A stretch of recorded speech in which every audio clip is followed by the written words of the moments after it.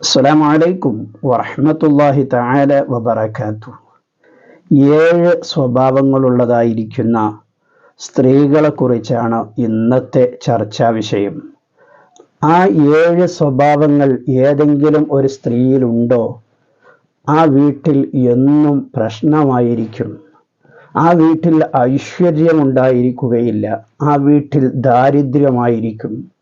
പ്രിയപ്പെട്ട സഹോദരിമാർ, ഈ 7 കാര്യങ്ങൾ മനസ്സിലാക്കി നിങ്ങൾ ഏതെങ്കിലും ഒരു വിഭാഗത്തിൽപ്പെട്ടവരാണെങ്കിൽ അതിൽ നിന്ന് മാറി ചിന്തിക്കാൻ വേണ്ടിയാണ് ഈ വീഡിയോ ചെയ്യുന്നത്. നിങ്ങളെ കുറ്റപ്പെടുത്താനോ അതല്ലെങ്കിൽ സ്ത്രീകളെല്ലാവരും ആ രൂപത്തിലാണ് എന്ന് പറയാനോ വേണ്ടിയല്ല.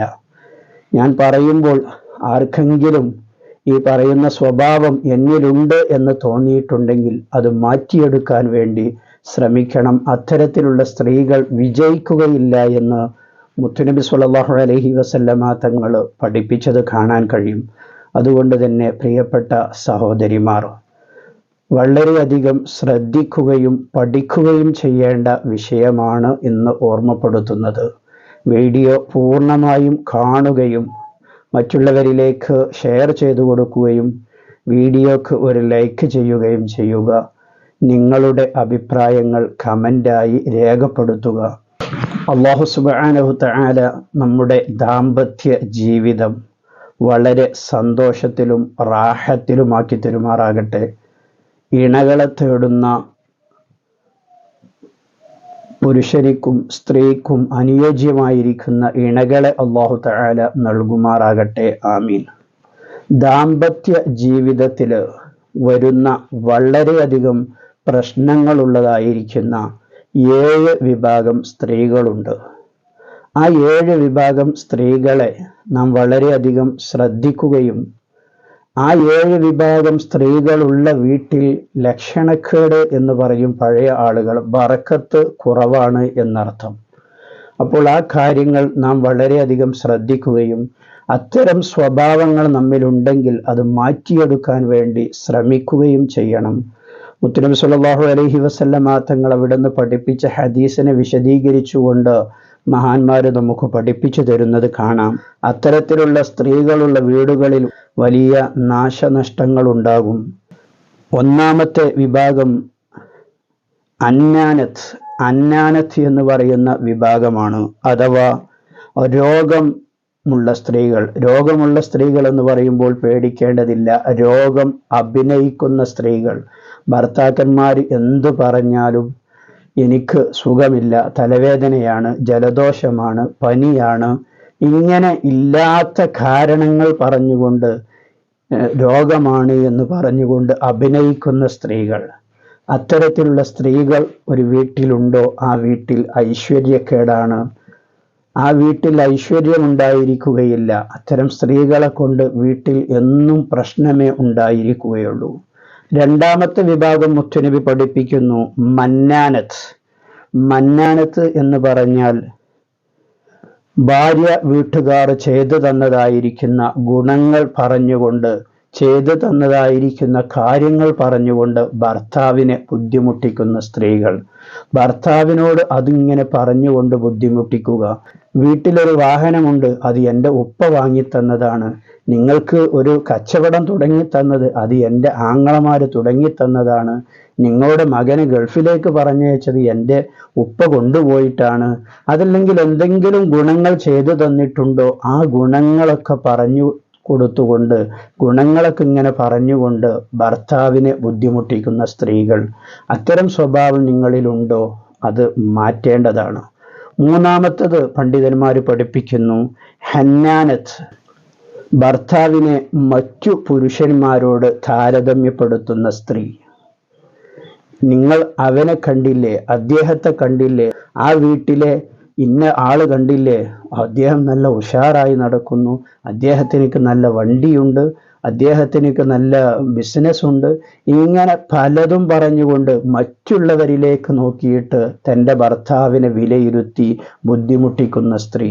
അത്തരം സ്ത്രീകളുള്ള വീട്ടിൽ ബറക്കത്തുണ്ടായിരിക്കുകയില്ല. നാലാമത്തത് പണ്ഡിതന്മാർ പഠിപ്പിക്കുന്നു ഹത്വാഖത്ത് എന്ന് പറഞ്ഞാൽ അനാവശ്യമായി സാധനങ്ങൾ വാങ്ങിക്കൂട്ടുന്ന സ്ത്രീകൾ. ആവശ്യത്തിന് സാധനങ്ങൾ ഉള്ളതിന് പുറമെ അനാവശ്യമായി ധാരാളം സാധനങ്ങൾ വാങ്ങിക്കൂട്ടുക. ഒരു സൂപ്പർ മാർക്കറ്റിലേക്ക് ചെന്നു കഴിഞ്ഞാൽ നമുക്ക് ആവശ്യമുള്ളതും ആവശ്യമില്ലാത്തതുമായിരിക്കുന്ന ധാരാളം സാധനങ്ങൾ, അനാവശ്യമായിരിക്കുന്ന സാധനങ്ങൾ വാങ്ങിക്കൂട്ടുന്ന സ്ത്രീകൾ, ഇത്തരം സ്വഭാവം നിങ്ങളിലുണ്ടോ? അത് നിങ്ങളുടെ കുടുംബ കലഹത്തിന് കാരണമായിരിക്കും. ആ സ്വഭാവം തീർച്ചയായും നാം മാറ്റേണ്ടതാണ്. അത്യാവശ്യമുള്ള സാധനങ്ങൾ നമുക്ക് വേണം. നമ്മുടെ വീട്ടിൽ ചായപ്പൊടി, പഞ്ചസാര, മുളക് പൊടി, ഇങ്ങനെ ആവശ്യത്തിനുള്ള സാധനങ്ങൾ നമുക്കുണ്ട്. അതിനു പുറമെ ഒരു കടയിലേക്ക് എത്തിയപ്പോൾ അവിടെ കണ്ടതെല്ലാം വാങ്ങിക്കൂട്ടുന്ന ഒരു സ്വഭാവം, ഇത് പല സ്ത്രീകളിലും കാണാറുണ്ട്. അത്തരം സ്വഭാവം തീർച്ചയായും നാം ഒഴിവാക്കേണ്ടതും നമ്മുടെ ഭർത്താവിനെ ദാരിദ്ര്യത്തിലേക്ക് എത്തിക്കുന്നതുമായിരിക്കുന്ന സ്വഭാവമാണ്. തീർച്ചയായും സഹോദരിമാർ ഒഴിവാക്കേണ്ടതാണ്. അഞ്ചാമത്തെ സ്വഭാവം പണ്ഡിതന്മാർ പഠിപ്പിക്കുന്നു ബറാഖത്ത്. എപ്പോഴും അണിഞ്ഞൊരുങ്ങുന്ന സ്ത്രീ. എപ്പോഴും അണിഞ്ഞൊരുങ്ങുന്ന സ്ത്രീ എന്ന് പറയുമ്പോൾ പുറത്തു പോകാൻ വേണ്ടി നല്ല ഭംഗിയിൽ അണിഞ്ഞൊരുങ്ങും. പക്ഷെ ഭർത്താവിൻ്റെ അടുത്തേക്ക് വരുമ്പോൾ കരിപുരണ്ട്, രാത്രി പാത്രമൊക്കെ കഴുകി വെച്ച് ആ നനഞ്ഞ വസ്ത്രവുമായി അതിൽ അഴുക്ക് പിടിച്ച് ദുർഗന്ധം വമിക്കുന്ന രീതിയിൽ ഭർത്താവിൻ്റെ അരികിലേക്ക് വരുന്ന സ്ത്രീ. ഭർത്താവിൻ്റെ അരികിലേക്ക് സ്ത്രീ എങ്ങനെ പോകണമെന്ന് ഇസ്ലാം നമുക്ക് പഠിപ്പിച്ചു തരുന്നുണ്ട്.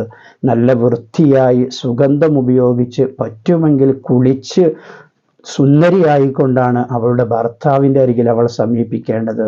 ഇങ്ങനെ നല്ല രീതിയിൽ ഒന്ന് കുളിക്കാൻ പറ്റുന്നവരാണെങ്കിൽ ഒന്ന് കുളിച്ച്, അതല്ലെങ്കിൽ ആ ഇട്ടിരുന്ന ഡ്രസ്സൊക്കെ ഒന്ന് മാറി നല്ല സുഗന്ധമൊക്കെ ഉപയോഗിച്ച് ഒരു ഭംഗിയിൽ നിങ്ങളുടെ ഭർത്താവിനെ നിങ്ങൾ സമീപിച്ചാൽ ഏകദേശം പ്രശ്നങ്ങളൊക്കെ ആ മണിയറയിൽ തീരാവുന്നതേ ഉള്ളൂ.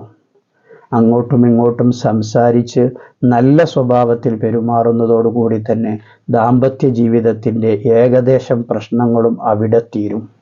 അപ്പോൾ സഹോദരിമാർ രാത്രി ഉറങ്ങാൻ വേണ്ടി ഭർത്താവിനരികെ സമീപിക്കുമ്പോൾ, അതല്ലെങ്കിൽ ഭർത്താവിനെ നാം സമീപിക്കുമ്പോൾ നല്ല വസ്ത്രം ധരിച്ചുകൊണ്ട് സുന്ദരിയായിക്കൊണ്ട് ഭർത്താവിനെ സമീപിക്കാൻ വേണ്ടി ശ്രമിക്കുക. ആറാമത്തെ കാര്യം പണ്ഡിതന്മാർ പഠിപ്പിക്കുന്നു സറാഖത്ത് എന്ന് പറയുന്ന സ്ത്രീ. ഈ സ്വഭാവം എന്താണെന്ന് ചോദിച്ചാൽ അനാവശ്യമായി സംസാരിക്കുന്നവൾ എന്നാണ് അതിനെക്കുറിച്ച് വിശദീകരിച്ചത്. ആവശ്യത്തിനുള്ള സംസാരമല്ല പറഞ്ഞത്, അനാവശ്യമായിട്ട് സംസാരിക്കുക, ദേഷ്യപ്പെട്ടുകൊണ്ടുള്ള സംസാരം, കുട്ടികളെ ശപിക്കുക, ഇങ്ങനെ ഭർത്താവിനോട് എന്തെങ്കിലും പറഞ്ഞുകൊണ്ട് കോപിക്കുക, ഇങ്ങനെ അനാവശ്യമായി സംസാരിച്ച് അങ്ങോട്ടും ഇങ്ങോട്ടും പ്രശ്നമുണ്ടാക്കുന്ന സ്ത്രീകൾ, ഇവരും ഒരു വീടിൻ്റെ ശാപമാണ്. അത്തരം ആളുകളുള്ള വീടുകളിൽ എന്നും പ്രശ്നങ്ങളായിരിക്കും. കാരണം എന്തെങ്കിലും കുറ്റും കുറവും കണ്ടുപിടിച്ചുകൊണ്ട് അതിനു വേണ്ടിയുള്ള ശണ്ടയായിരിക്കും എന്നും ആ വീട്ടിലുണ്ടാവുക. അത്തരത്തിലുള്ള സ്വഭാവം പ്രിയപ്പെട്ട സഹോദരിമാരെ നിങ്ങളിലുണ്ടെങ്കിൽ തീർച്ചയായും അത് മാറ്റേണ്ടതാണ്. ഏഴാമത്തെ സ്വഭാവം പണ്ഡിതന്മാർ വിശദീകരിക്കുന്നു നാമിസത്ത്. ഇത് ചില സ്ത്രീകളിലൊക്കെ ഉണ്ടാകുന്ന ഒരു സ്വഭാവമാണ്. നാമിസത്ത് എന്ന് പറഞ്ഞാൽ പിരികം ഫ്ലക്ക് ചെയ്യുന്നവർ. നബി സല്ലല്ലാഹു അലൈഹി വസല്ലമ തങ്ങൾ വളരെയധികം കണിശമായി ശപിച്ച ഒരു കാര്യമാണ്. പിരികം ഫ്ലക്ക് ചെയ്യുന്ന സ്ത്രീയെയും അത് ചെയ്തു കൊടുക്കുന്ന സ്ത്രീയെയും മുത്തുനബി സല്ലല്ലാഹു അലൈഹി വസല്ലമ തങ്ങൾ ശപിച്ചിട്ടുണ്ട് എന്ന് ഹദീസുകളിൽ കാണാൻ കഴിയും. അതുകൊണ്ട് അത്തരം സ്വഭാവം നമ്മിലുണ്ടോ അത് നാം ഒഴിവാക്കേണ്ടതാണ്. നബി സല്ലല്ലാഹു അലൈഹി വസല്ലമ തങ്ങൾ പറഞ്ഞ ഹദീസിനെ വിശദീകരിച്ചുകൊണ്ട് പണ്ഡിതന്മാർ പറഞ്ഞത് കാണാം. ഇംറഅത്തുൻ ബദിയത്തുൻ ലിസാനിൻ അലാ സൗജിഹാ. ഭർത്താവിൻ്റെ മേൽ നാവ് ചീത്തയായിരിക്കുന്ന പെണ്ണ്, ആ പെണ്ണിനിക്ക് നരകമാണ് എന്നും മുത്തുനബി പഠിപ്പിച്ചത് കാണാൻ കഴിയും. ഭർത്താവിനെ ചീത്ത പറയുന്ന പെണ്ണുണ്ടെങ്കിൽ അവരുടെ സ്ഥാനം നരകത്തിലാണ് എന്നാണ് പണ്ഡിതന്മാർ വിശദീകരിച്ചത്. അതുകൊണ്ട് തന്നെ ഭർത്താവ് ഉള്ള സമയത്തും ഭർത്താവില്ലാത്ത സമയത്തും ഭർത്താവിനെ കുറിച്ച് നല്ലത് മാത്രം പറയുക. ഭർത്താവിനെ കുറിച്ച് നല്ലത് മാത്രമായിരിക്കണം നമ്മുടെ ചിന്തയും നമ്മുടെ വാക്കും നമ്മുടെ പ്രവർത്തനവും. ഇത്രയും കാര്യങ്ങളൊക്കെ പറയുമ്പോൾ പ്രിയപ്പെട്ട ഉസ്താദെ, ആണുങ്ങളെ കൊണ്ടും ഒരുപാട് പ്രശ്നങ്ങളുണ്ടല്ലോ വീടുകളിൽ, അതെന്താണ് പറയാത്തത്? അത്തരം ആണുങ്ങളുമുണ്ടല്ലോ, ഞങ്ങളെ പെണ്ണുങ്ങളെ കൊണ്ട് മാത്രമല്ലല്ലോ വീടുകളിൽ പ്രശ്നമുണ്ടാകുന്നത് എന്ന് ഒരുപക്ഷെ ചിന്തിക്കുന്നവരുണ്ടാകും. ആണുങ്ങളെ കൊണ്ടും പ്രശ്നങ്ങളുണ്ട്. ഇൻഷാ അള്ളാഹ് അത് മറ്റൊരു വീഡിയോയിൽ പറയാം. പ്രിയപ്പെട്ട സഹോദരിമാരിൽ ഈ സ്വഭാവങ്ങൾ ഉണ്ടെങ്കിൽ തീർച്ചയായും അത് ഒഴിവാക്കേണ്ടതും അത്തരം സ്വഭാവങ്ങളിൽ നിന്ന് മാറി നിന്നുകൊണ്ട് നമ്മുടെ കുടുംബജീവിതം സന്തോഷത്തിലാക്കാൻ വേണ്ടി ശ്രമിക്കണമെന്ന് ഓർമ്മപ്പെടുത്തി വീഡിയോ നിങ്ങളെല്ലാവരിലേക്കും ഷെയർ ചെയ്തു കൊടുക്കുകയും നിങ്ങളുടെ അഭിപ്രായം കമൻ്റായി രേഖപ്പെടുത്തുകയും ചെയ്യുക. ഒരു ആമീനോ മാഷാ അള്ളയോ അൽഹംദുലില്ലയോ ഒക്കെ എഴുതിയിട്ട് ഒന്ന് കമൻ്റായി രേഖപ്പെടുത്തുക. ഇൻഷാ അള്ളാഹ് അല്ലാഹു സുബ്ഹാനഹു തആല നമ്മുടെ ദാമ്പത്യ ജീവിതം സന്തോഷത്തിലും റാഹത്തിലുമാക്കി തരുമാറാകട്ടെ. നമ്മുടെ മക്കളെയൊക്കെ അല്ലാഹു തആല സ്വാലിഹീങ്ങളിൽ പെടുത്തി തരുമാറാകട്ടെ. മറ്റൊരു വീഡിയോയിൽ മറ്റൊരു വിഷയവുമായി നമുക്ക് വീണ്ടും കാണാം. സ്നേഹത്തോടെ അസ്സലാമു അലൈക്കും വറഹ്മത്തുള്ളാഹി.